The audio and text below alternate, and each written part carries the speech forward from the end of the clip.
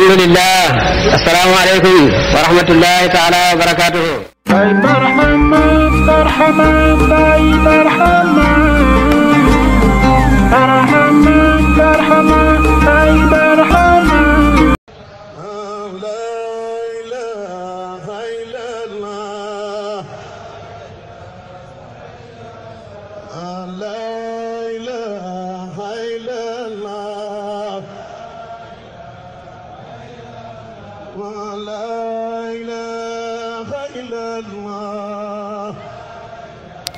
أعوذ بالله من الشيطان الرجيم بسم الله الرحمن الرحيم والصلاة والسلام في تصارف الأواني من زوات ذات التترى نحوتها ما كفاني ثم أهل وصحاب سارمو وصل الحواني. Chers frères et sœurs en Allah, merci encore une fois de votre fidélité renouvelée à votre chaîne Barhamou TV. Barhamou TV qui revient pour ce numéro pour parler de Al-Muwatta. Comme vous le savez, pour le numéro 0, nous avions parlé de l'auteur Imam Malik ibn Anas, de sa naissance jusqu'à sa mort. Et pour ce numéro, nous allons nous intéresser concrètement au livre Al-Muwatta, sa signification, mais aussi la méthode suivie par Malik dans sa composition. Alors, parler d'Al-Muwatta revient avant tout de nous intéresser à l'étymologie et à la signification du nom Muwatta. Le terme Muwatta est un nom à la voix passive, et cette voix passive est déterminée par le préfixe mu. La racine de ce nom est d'ailleurs constituée des lettres W, T et une apostrophe. Le nom Muwatta dérive du verbe watta, qui signifie d'ailleurs faciliter, rendre accessible, préparer et être le premier.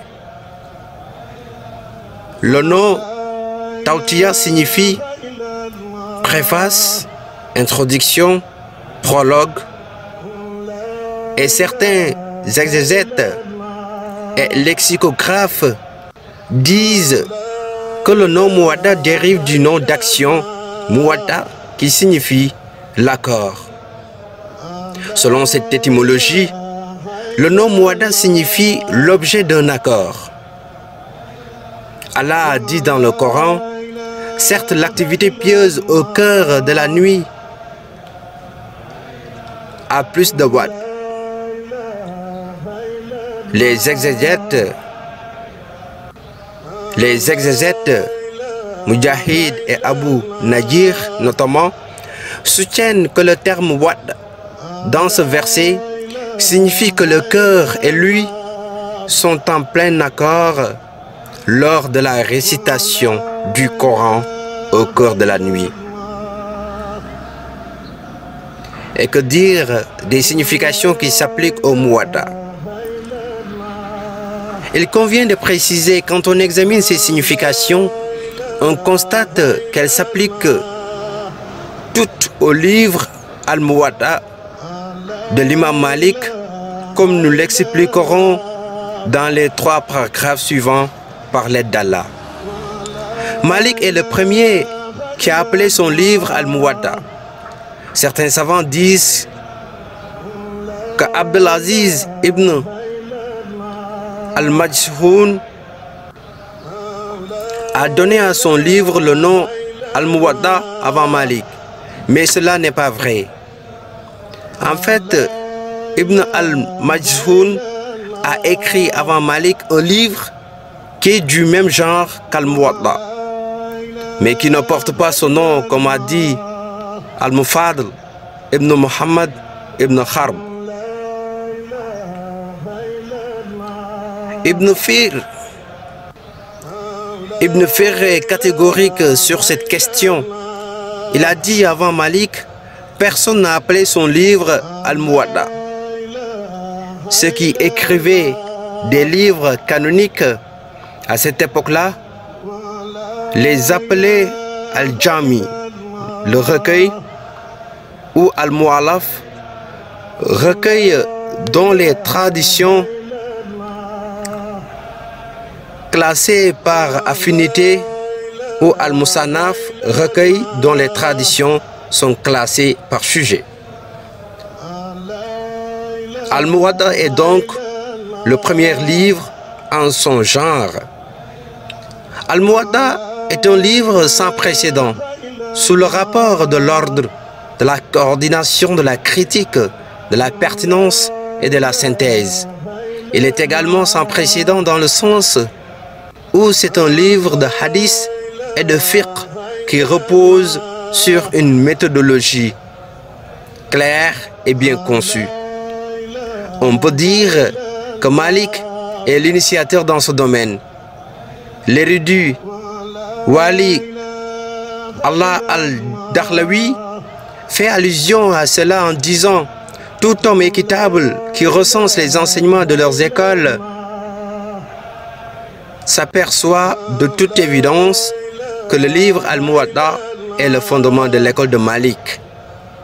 La référence de base de l'école d'Al-Sarfi et de l'école d'Ahmad est le flambeau qui éclaire l'école d'Abu Hanifa.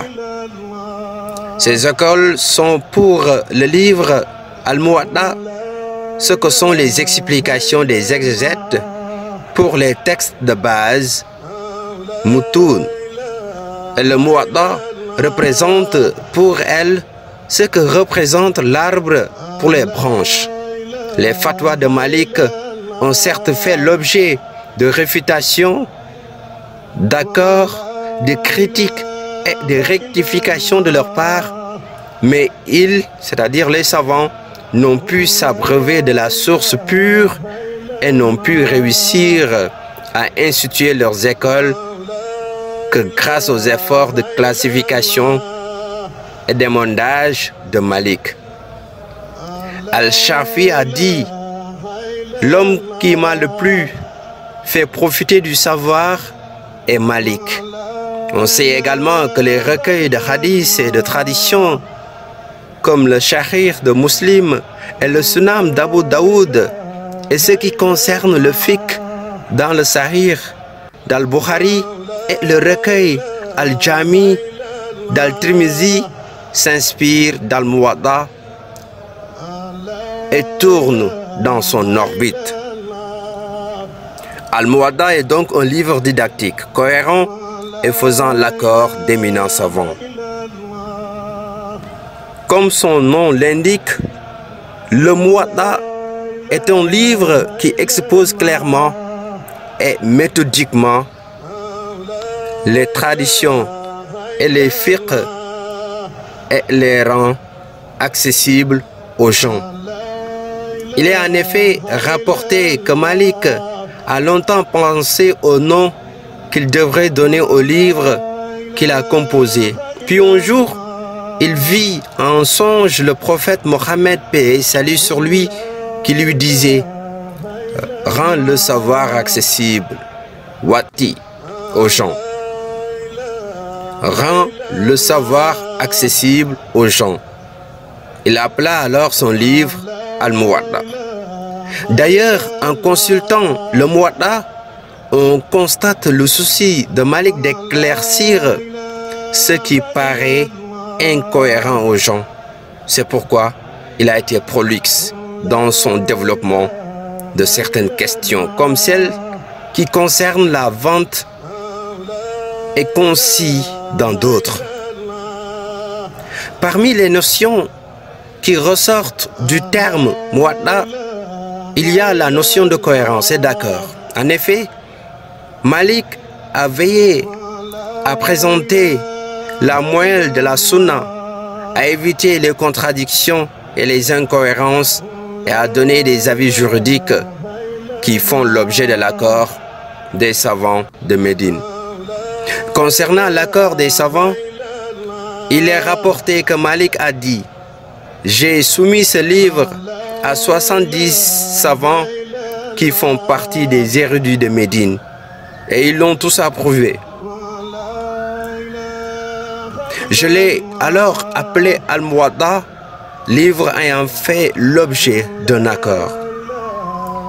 Je pense que l'une des raisons qui ont poussé Malik à écrire le Muwatta est une demande du calife abbasside Abu Ja'far al-Mansour, surtout que le plan et la méthode proposée par celui-ci furent appliqués par l'imam Malik. Le cadi Iyad a dit, selon une tradition al-Mansour, a dit à Malik: ô Abu Abdallah, fais une synthèse de ce savoir, classe ses enseignements par thème, évite le rigorisme d'Ibn Omar, les licences d'Ibn Abbas et les singularités d'Ibn Masoud. Suis alors la voie de juste milieu et ce qui fait l'accord des imams et des compagnons du prophète Mohammed, paix et salut sur lui. La méthode suivie par Malik dans la composition du Muwatta est donc claire. Parlant de son Muwatta, Malik a dit: il comporte des hadiths de l'envoyé d'Allah, des paroles des compagnons et des suivants, et mes opinions. Seulement, toute opinion que j'émets repose sur un effort de réflexion et sur les enseignements des savants de ma cité, c'est-à-dire Médine. Un effort de réflexion et sur les enseignements des savants de ma cité que j'ai pu rencontrer sans me distinguer d'eux pour chercher ailleurs. Le Muwatta est composé de livres, kitab, sections, et les livres sont subdivisés en chapitres. Sous chaque chapitre, il existe donc des hadiths et ou des paroles des compagnons et des suivants, et ou ce qu'il a déduit comme qualification juridique de la pratique médinoise ou du raisonnement analogique ou d'autres principes de son école. Les hadiths et les traditions dans le Muwatta. En ce qui concerne les hadiths, Malik les met dans l'ordre suivant. Les hadiths dont la chaîne de transmission est continue depuis Malik jusqu'à l'envoyé d'Allah. Exemple, Malik rapporte ceci sur l'autorité d'Abu al-Zinad,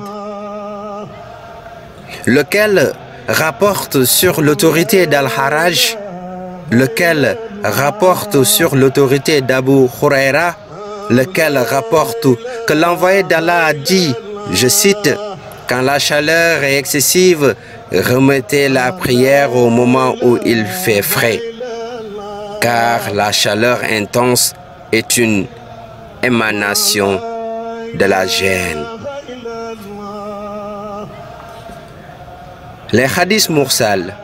On qualifie un hadith de mursal quand il manque dans sa chaîne de transmission l'intermédiaire ou les intermédiaires entre le suivant, Tabi, et le prophète Mohammed sallallahu alayhi wa sallam. Exemple, Malik rapporte ceci sur l'autorité de Zayd ibn Aslam, lequel le rapporte sur l'autorité de Atta ibn Yasar, lequel rapporte que l'envoyé d'Allah a dit: la chaleur intense est une émanation de la gêne, et quand la chaleur est excessive, remettez la prière au moment où il fait frais. Ce hadith est rapporté ici avec une chaîne de transmission qui ne comporte pas d'intermédiaire entre Atta ibn Yasar et le prophète Mohammed, paix et salut sur lui.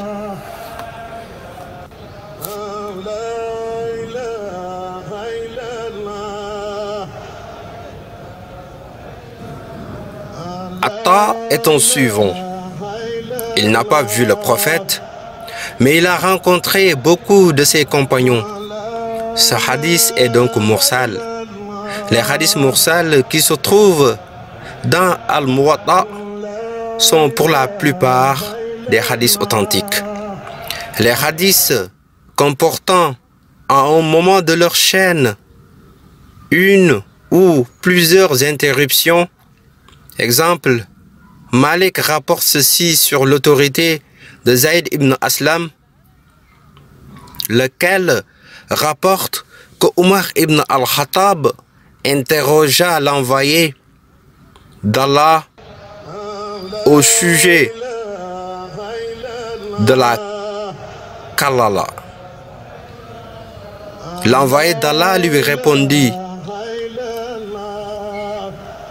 il te suffit de connaître le verset qui a été révélé au mois d'été et qui se trouve à la fin de la sourate Les femmes. Ce hadith comporte donc une interruption entre Zaïd et Omar. Toute une génération sépare les deux, mais il est rapporté avec une chaîne complète et sûre par Muslim. Les hadiths dont la chaîne s'arrête aux compagnons sans remonter au prophète. Exemple, Malik rapporte ceci sur l'autorité d'Abu al-Nadr.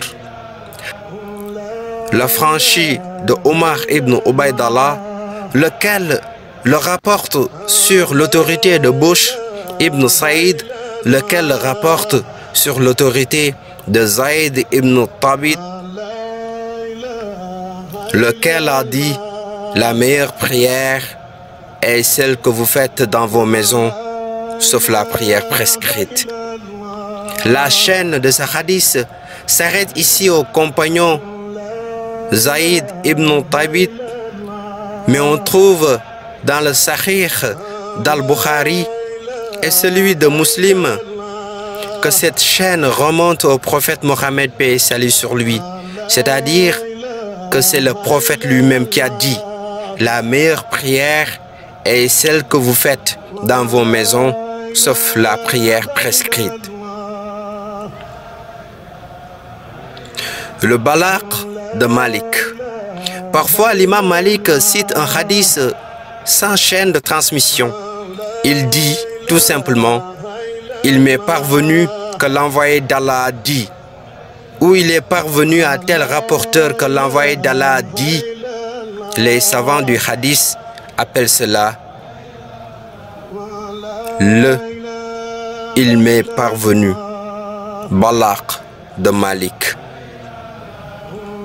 La mémoire du hadith, Al-Hafiz Ibn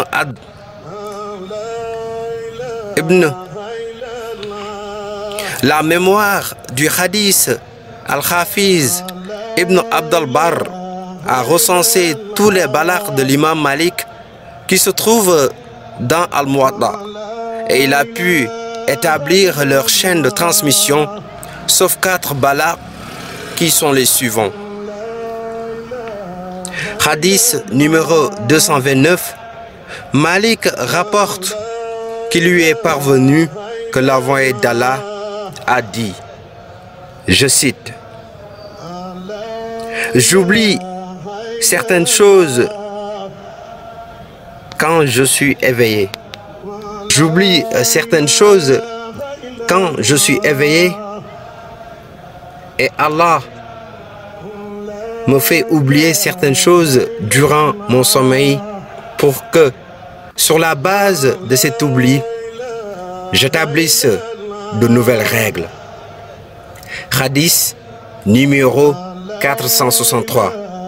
Malik rapporte qu'il lui est parvenu que l'envoyé d'Allah disait: si un vent venant de la mer du côté ouest a formé un nuage et que celui-ci s'est dirigé vers le Cham, c'est-à-dire la Syrie, c'est un signe qui annonce la tombée d'une bonne pluie.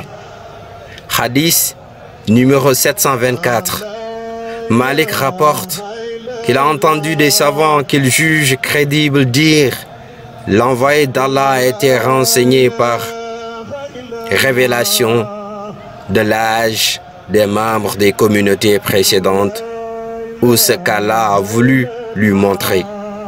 L'âge des membres de sa communauté lui parut court et il craignit qu'ils ne puissent pas accomplir autant d'œuvres qu'avaient accompli leurs prédécesseurs qui vivaient longtemps.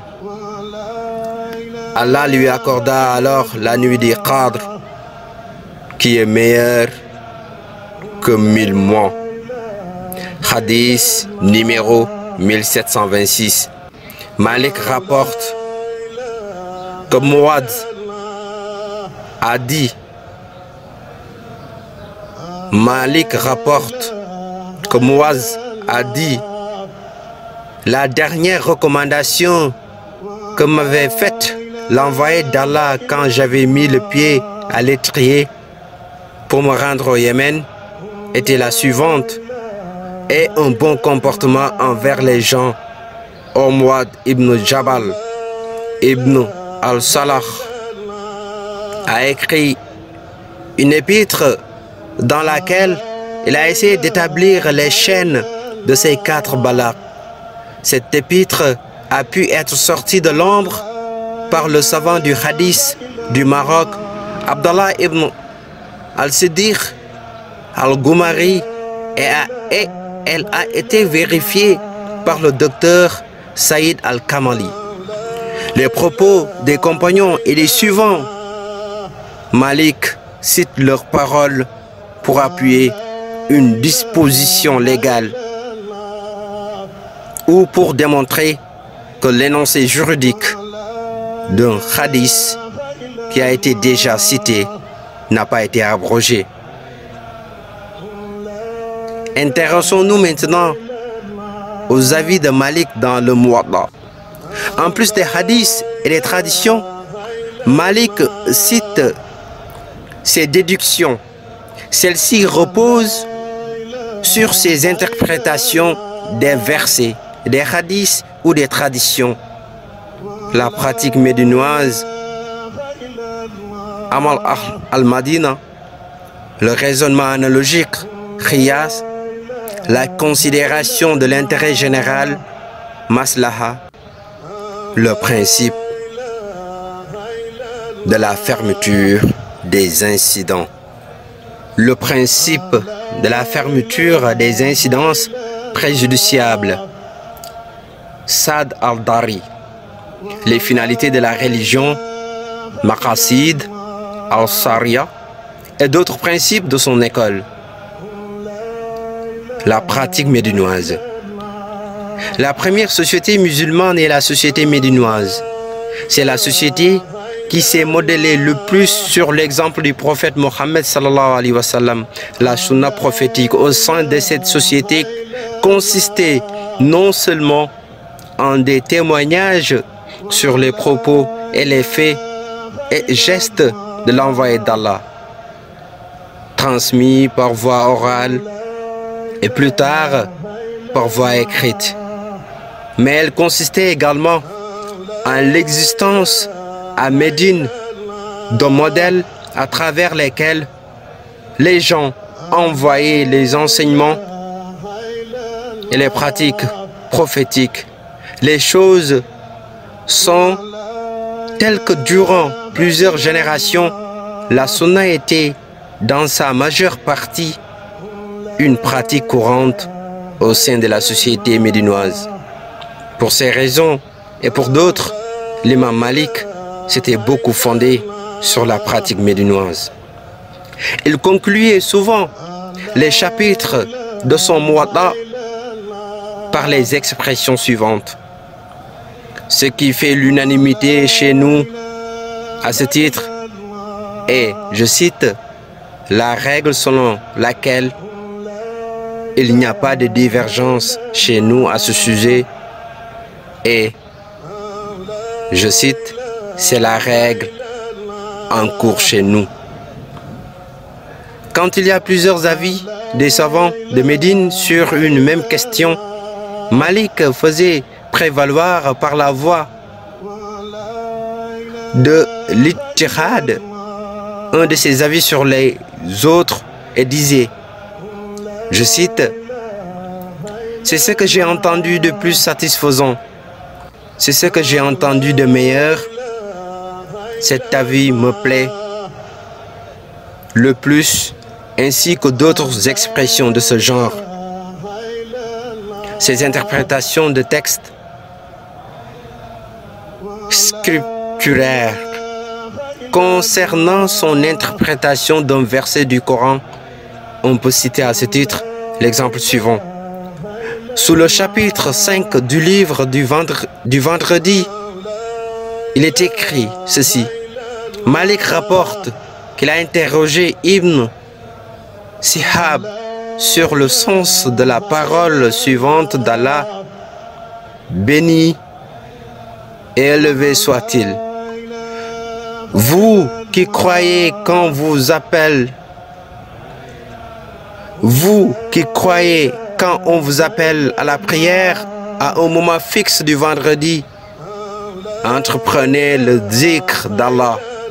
Ibn Shihab a dit, Omar ibn al-Khattab récitait ce verset selon la lecture suivante. Quand on vous appelle à la prière à un moment fixe du vendredi, rendez-vous au zikr d'Allah. Malik objecta dans le livre d'Allah le terme saï. Le terme saï, dont dérive le verbe iswa,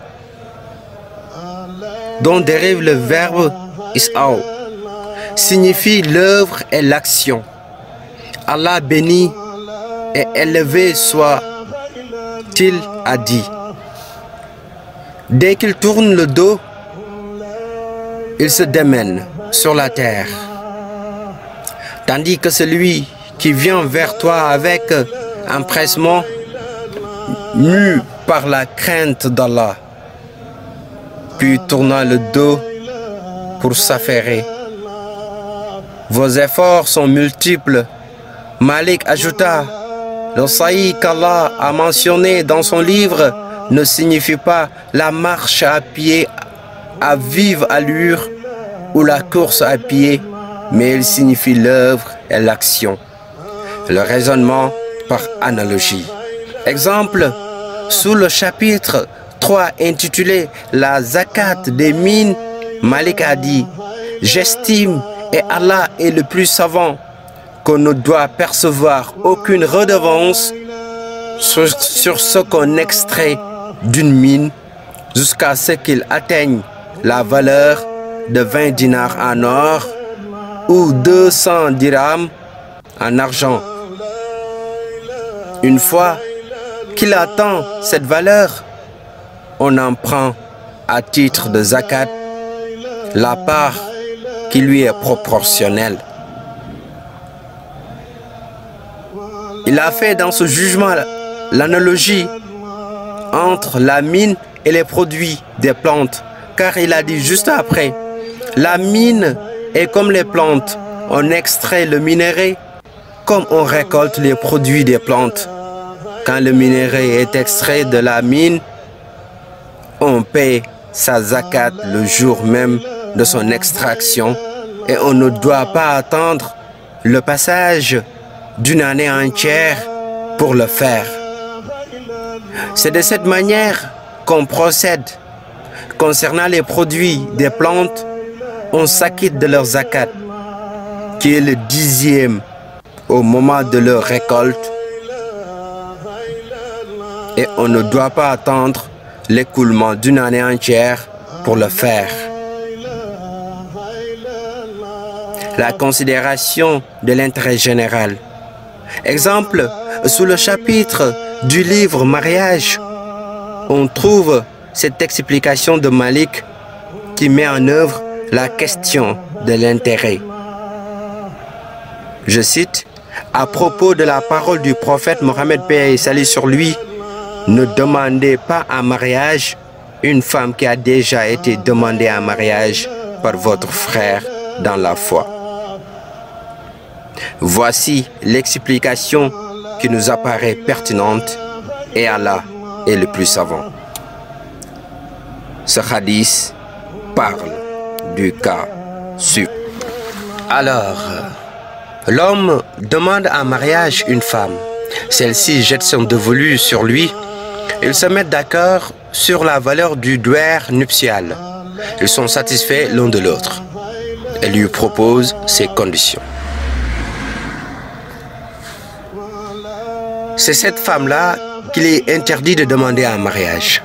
Le prophète Mohammed, paix et salut sur lui, n'entend pas par ce hadith interdire de demander la main d'une femme qui a été sollicitée par un homme dont la situation ne lui convient pas et pour lequel elle n'a pas d'inclinaison. Il faut alors faire attention de ne pas prendre cette interdiction dans son sens absolu, car cela a causé beaucoup de problèmes aux familles. Le principe de la fermeture des incidences préjudiciables. Quand un acte qui est à la base licite ferait le chemin à une infraction religieuse, Malik intervient pour l'interdire. Sous le livre du jeûne, chapitre 1, on trouve écrit que Malik a dit, je cite, « Celui qui est le seul à voir le croissant de la lune du mois de Shawwal ne doit pas rompre son jeûne. S'il le fait, il suscitera des soupçons, car il existe des gens malhonnêtes qui peuvent rompre leur jeûne volontairement et lorsqu'ils sont dénoncés, ils diront « Nous avons aperçu la nouvelle lune ». Celui qui voit le croissant du mois de Shawwal au cours de la journée ne doit pas rompre son jeûne, mais doit continuer jusqu'au coucher du soleil, car il est le croissant de la nuit qui suit. On trouve dans le Muwatta plusieurs opinions personnelles de l'imam Malik. Mon ami et voisin, le professeur Tayyeb Shetab, a recensé 83 endroits du Muwatta d'après la version de Yahya ibn Yahya, dans lesquels Malik émet une opinion personnelle. Il y a aussi des chapitres de synthèse.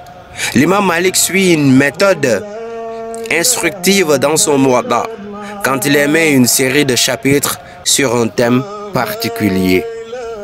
Il y ajoute un chapitre qui constitue en quelque sorte une synthèse de ce qui précède et qui réunit des questions diverses. Dans ce chapitre, il fait deux choses. Il réunit les textes de la Sunna qui comportent des détails juridiques qui ne se trouvent pas dans les chapitres précédents. Il cite à propos du thème abordé les hadiths et les traditions qui inspirent le désir du paradis et la crainte du châtiment. Cela signifie qu'il introduit la question éducative dans ces chapitres. Livre de synthèse. Malik a procédé de la même manière concernant les livres de son ouvrage. Il a en effet conclu son Muwatta par un livre qu'il a appelé livre de synthèse, Kitab al-Jami. Voici que l'exégète et le jurisconsulte Ibn al-Arabi al-Muafiri a dit à propos du livre de synthèse en matière de composition des livres, Malik est le premier à élaborer ce thème qui comporte deux utilités. La première, ce thème n'entre pas le cadre de l'assujettissement aux lois qu'il a divisé en différents chapitres et classé par catégorie. La deuxième, il a médité la charia et ses différentes catégories. Il a médité la charia et ses différentes catégories et a vu qu'elles se divisent en ordre et en interdiction, en pratique culturelle, ibada et en relations sociales, muamala, en peine légale et en normes qui gèrent l'usage commun. Il les a alors classées par discipline et a lié chaque catégorie avec la catégorie qui s'y apparente. Seulement, il y a dans la religion des enseignements singuliers qu'on ne peut pas ranger dans une seule discipline à cause de leurs différences. Il ne peut pas consacrer à chacun d'eux un livre à part parce qu'ils sont succincts et ils ne désirent pas non plus en développer. Ce qui est possible de développer, il a alors réuni ces divers enseignements dans un ensemble qu'il a appelé livre de synthèse. Malik et son respect de la diversité. Ibn Abd al-Barr rapporte que Malik ibn Anas a dit, je cite, quand le calife Abu Ja'far al-Mansour a fait le pèlerinage, il m'envoya une convocation à laquelle je répondis. Après une séance sur les hadiths et après avoir répondu à des questions qu'il me posa, il me dit, j'ai décidé de donner l'ordre de transcrire les livres que tu as composés, c'est-à-dire le Muwatta, et d'en envoyer à chacune des métropoles du territoire musulman une copie en leur imposant d'en appliquer les enseignements sans les dépasser et d'abandonner les autres enseignements tirés de ce savoir qui vient d'être inventé. J'ai en effet constaté que le fondement du savoir réside dans les traditions communiquées par les gens de Médine et leurs sciences. Je lui dis, ne le fais pas, émir des croyants, car les gens ont déjà reçu les propos des pieux prédécesseurs, ont entendu des hadiths et ont transmis des traditions. Chaque peuple a en effet donné son assentiment au savoir qu'il a reçu au départ, a agi en fonction de ses enseignements et a acquis la conviction que cette conformité est la voie de soumission à la religion d'Allah. Or, ce savoir comporte les différences puisqu'il existe des divergences d'opinion entre les compagnons de l'envoyé d'Allah. Et il est difficile d'amener ces peuples à renoncer aux idées auxquelles ils croyaient. Laisse les gens suivre la voie qu'ils ont déjà empruntée et respecte le choix de chaque peuple. Abu Ja'far dit, je cite, « Je jure que si tu m'avais donné ton accord, je l'aurais fait volontiers. » Les versions du Muwatta et la version que nous avons choisi de traduire.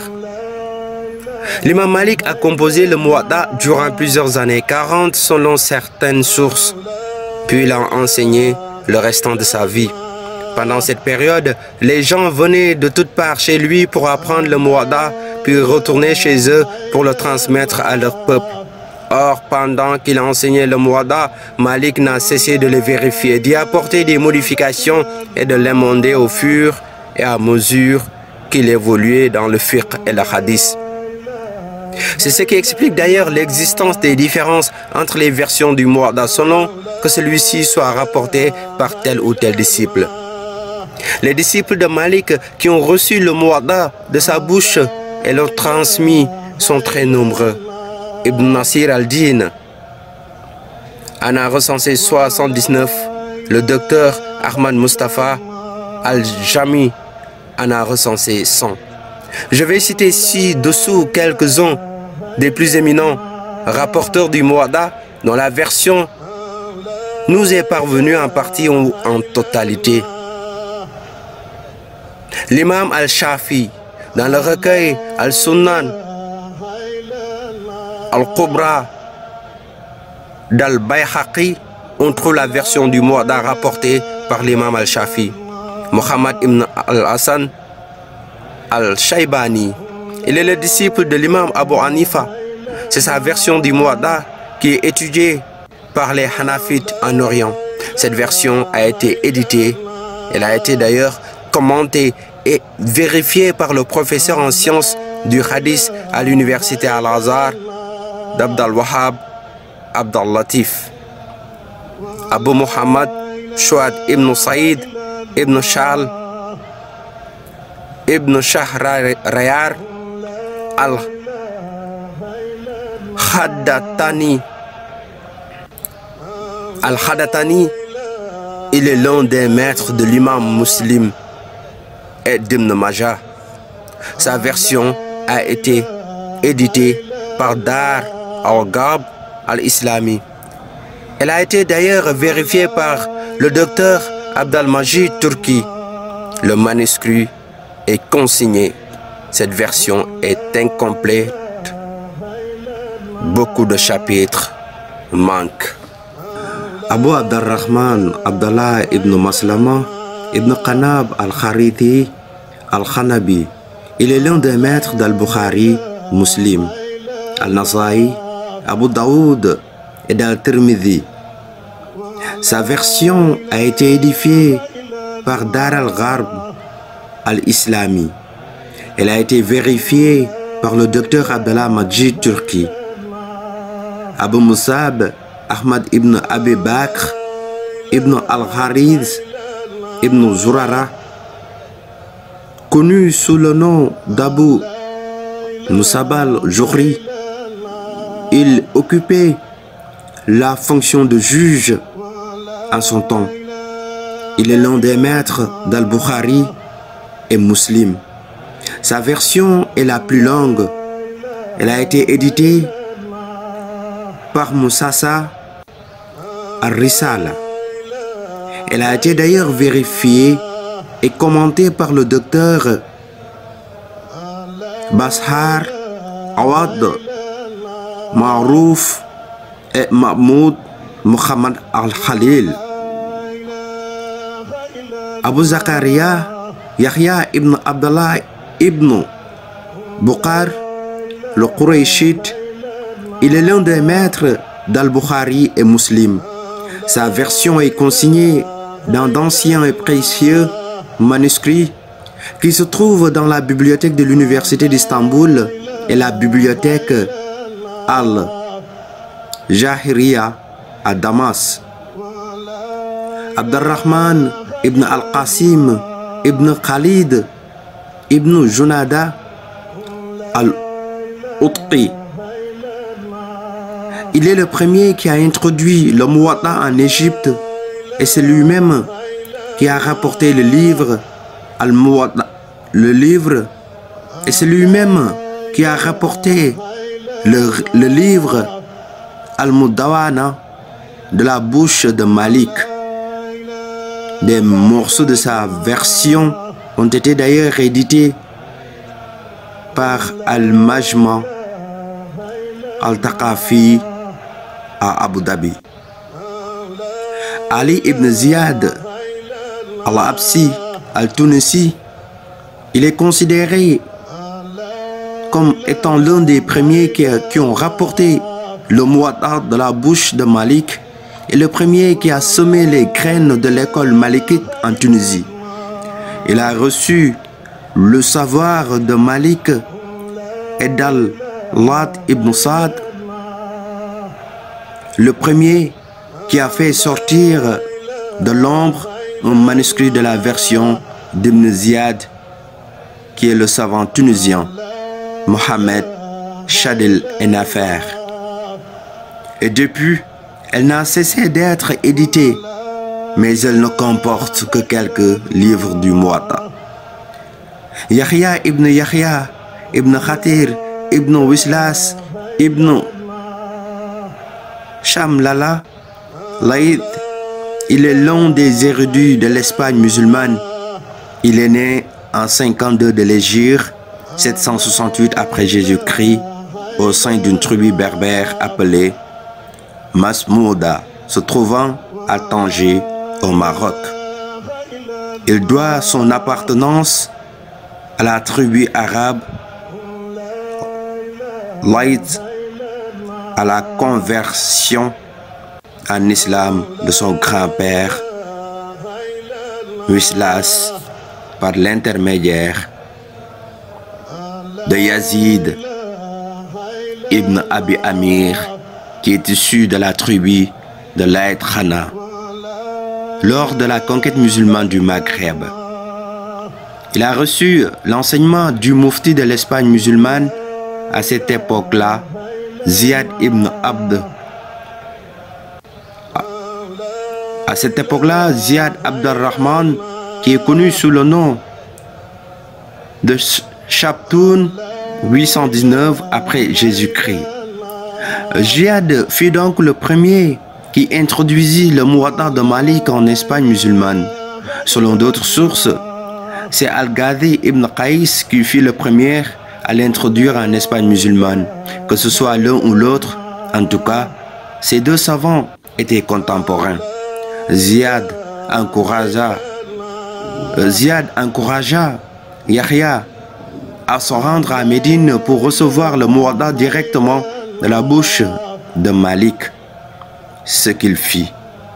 À Médine, Malik fut séduit par le charisme de Yahya et sa sagesse et le surnomma l'homme sensé, Al-Aqil. Yahya revint en Espagne musulmane avec un riche savoir qu'il a reçu de Malik à Médine, de Sufyan ibn Uyayna à la Mecque, d'Al-Waid ibn Saad, de Abdallah ibn Wab et de Abdurrahman ibn al-Qasim en Égypte. Les étudiants en quête de savoir affluèrent vers lui de tous les coins de l'Occident musulman. Il leur apporta l'intégralité du Muwatta qu'il a reçu de la bouche de l'imam Malik, à l'exception de quelques chapitres du livre sur la retraite spirituelle qu'il a apporté de la bouche de Ziyad. D'après certaines sources, Yahya a eu un doute au sujet de ces chapitres. Il ne se rappelait plus s'il les a reçus de Malik. Pour s'en assurer, il s'est rendu chez Ziyad. Pour s'en assurer, il s'est rendu chez Ziyad ibn Abdurrahman qui lui a transmis et il en a complété sa version du Muwatta. La version du Muwatta de Yahya ibn Yahya a été entourée d'un intérêt particulier par les savants de l'Espagne musulmane. D'éminents exégètes se sont fondés sur cette version dans leur explication du Muwatta, notamment Ibn Abdal Bar dans ses livres Al-Istidrar et Al-Tamhid. Abu al-Walid al-Baji dans ses livres Al-Isfa, Al-Muntaha et Al-Imma. Jalal al-Din al-Suyuti dans son livre Tanwir al-Hawaliq et al-Jurkhani dans son livre d'exégèse. Et plus tard, cette version s'est tellement répandue dans le monde entier au point que quand on évoque le Muwatta, on fait authentiquement référence à la version de Yahya ibn Yahya al-Laïti. Alors, l'une des raisons de cette notoriété est que Yahya ibn Yahya a longtemps accompagné Malik. Il était à son chevet jusqu'à sa mort et il était présent lors de ses funérailles. Cela signifie qu'il a assisté à la dernière mise au point par Malik de son Muwatta et donc on peut considérer que sa version est la version ultime et définitive du Muwatta. Yahya ibn Yahya al-Laïti est mort à Cordoue au mois de Rajab, 7e mois du calendrier lunaire, en 234 de l'Hégire, 849 après Jésus-Christ. C'est la version de Yahya ibn Yahya que nous avons donc choisi de traduire. Ainsi s'achève ce numéro. Chers frères et sœurs en Allah, nous vous donnons rendez-vous prochainement pour un autre numéro sur Barhamou TV.